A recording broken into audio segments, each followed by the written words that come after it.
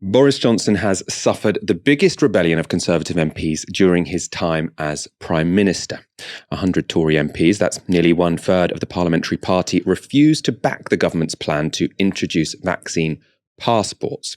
The law makes it compulsory to present proof of double vaccination or a recent negative lateral flow test in order to go into nightclubs and other large venues. These new rules only passed because they received support from opposition MPs.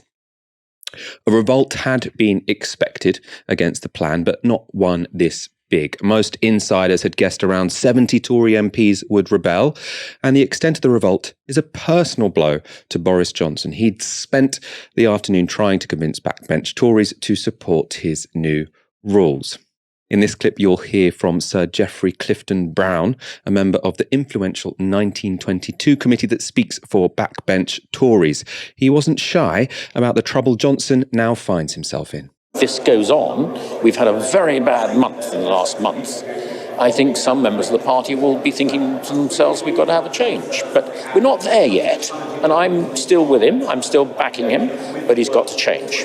On Radio 4 this morning, Mark Harper called for Johnson to behave more democratically going forward. Instead of the Prime Minister making a late-night address on Sunday and scaring many people witless, a better thing to do would have been to come to the House of Commons on Monday to set out in detail the advice that he's received, the things that he thinks needs to happen as a result, and allow members of Parliament to ask questions and then for him to answer them. And so what I'm calling for is for him to change how he operates so that Parliament is properly involved. We have a proper debate in this country about how we're going to deal with this virus. I'm not pretending these decisions are easy. It's because they're difficult.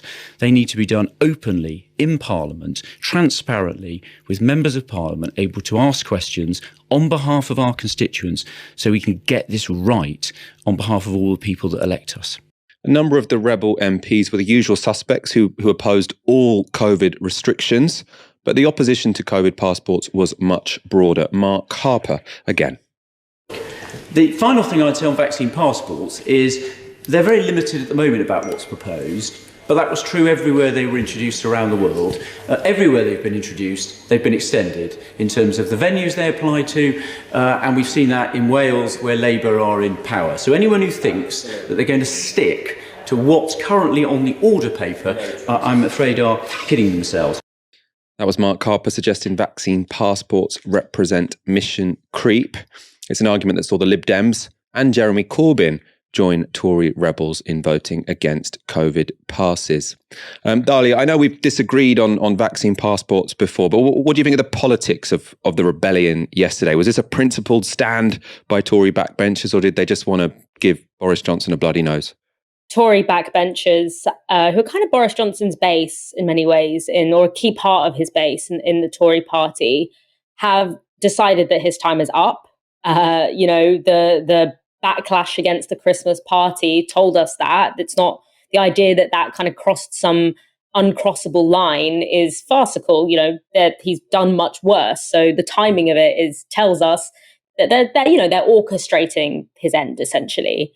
And vaccine passports have turned out to be a decent wedge issue because, on the one hand, restaurant and hospitality industries, I'm just guessing, I'm not sure about this, but they might be leaning a little bit on Boris to introduce vaccine passports because people, as it is now, where people are nervous to dine indoors, it might make people, there's evidence from Europe to suggest that vaccine passports do encourage people to dine indoors and they feel more comfortable indoors. And also because I guess they might be less likely to shut down if there are vaccine passports in place, or it might delay whether or not they get shut down. But, as is often the case with Tory backbenchers and the issue of civil liberties, is that it's entirely hypocritical. And I say this, as you mentioned, as someone who I don't think vaccine passports are a good idea. If this was a vote of yes or no, I would probably vote no to vaccine passports.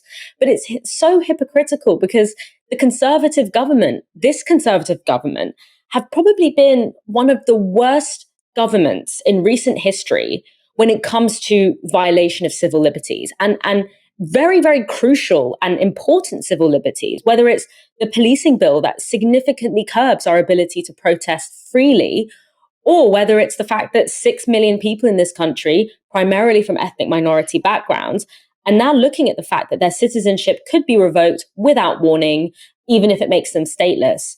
Those are serious, grave, worrying violations of civil liberties, which have could have immense consequences. And yet we heard very little from the Tory backbench about those violations of civil liberties.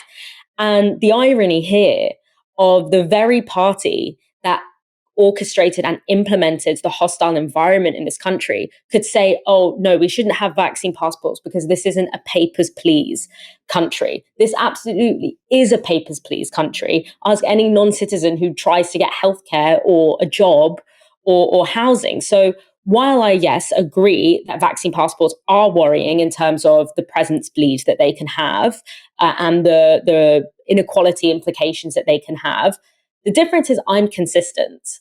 I actually care about civil liberties across the board. I don't just care about civil liberties as they impact, citizened white men. I care about the civil liberties of people that don't look like me. I care about the infringement of civil liberties, even if it doesn't affect me. That's the point of defending them. So, as I said, even though in this binary of pro or anti-vaccine passports, I still sit on the side of anti-vaccine passports, it's not a happy coalition with these backbenchers. It's not a coalition that in the long run is going to actually protect the UK from the assault of civil liberties that we are seeing, which is not really coming through vaccine passports. It's much more coming through crime and anti-migrant legislation. That's where we're really seeing threats to civil liberties in this country. And that this isn't the coalition that's going to fight that. So, yeah, I think that we're right to be frustrated to see them using this because it's so hypocritical, even though if I was in this vote, I would be voting with them probably. There are a couple of Tories who are relatively consistent on this, people like David Davis, but obviously this 100 Tory MP rebellion, there was no 100 Tory MP rebellion on the police and crime bill or on the borders bill. So you're absolutely right. This is incredibly inconsistent. Although just to very briefly put forward where my position on vaccine passports, at this point, I'm not actually sure how effective they're going to be, especially if you just accept people who are double vaccinated because they can transmit Omicron almost as easily as anyone else. The equality thing, I think, also what comes into this on the other side of the ledger is the rights of people who are clinically extremely vulnerable to enter social venues. So if venues can be made more accessible by using them, then I think some of the very valid arguments against vaccine passports could be overridden. But we've had this conversation many times before. So let's focus on the politics of all of this. Labour have tried to exploit the rebellions on the Tory backbenches. This was Keir Starmer at PMQs. Mr. Speaker, the virus is spreading once again and lives and livelihoods are at risk. The British public are looking for a Prime Minister with the trust and the authority to lead Britain through the crisis. Instead, we're burdened with the worst possible Prime Minister at the worst possible time. They're shouting now. Where were they in the lobby last night? His own MPs have had enough. They won't defend him, they won't turn up to support him, and if he proposes them, they won't vote for basic public health measures. So at this time of national effort, the Labour Party stood up, shown the leadership that the Prime Minister can't, and put the health and security of the British people first. We can't go on with a Prime Minister who's too weak to lead. So will the Prime Minister take time this Christmas to look in the mirror and ask himself whether he has the trust and authority to lead this country? Mr. Speaker, thank you very much, Mr. Speaker. We won that vote last night with Conservative votes, as I told the House. I respect the feelings and I respect the anxieties that colleagues have about. Of course I do. I respect and understand the anxieties, the legitimate anxieties that colleagues have about restrictions on their liberty. But I believe, and on the liberty of people. But I believe that the approach that we're taking is balanced and proportionate and right for this country. So the confusion over whether or not Labour votes were needed to pass Plan B legislation was because if Labour had abstained, the bill would also have passed. If Labour had rebelled, it would have fallen.